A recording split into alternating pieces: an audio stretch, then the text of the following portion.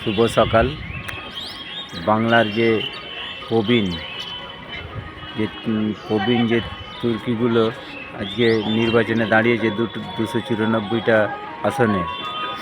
সমস্ত বাংলার মানুষকে আহ্বান করছি, এদের পাশে থেকে এদেরকে জয়যুক্ত করুন। এরা শিক্ষিত ব্যক্তি, ভালো ছেলে, দেশের বা রাজ্যের কাজ করবে, উন্নয়ন করবে, মানুষের পাশে থেকে কাজ করবে। সমস্ত মানুষকে বলছি এদেরকে সাপোর্ট করুন। আবার বামপন্থকে ফিরিয়ে আনুন। জমিগুলো সব জঙ্গল হয়ে গেছে, চাষবাস হচ্ছে না, সমস্ত জিনিসের দাম হু করে বাড়তেছে।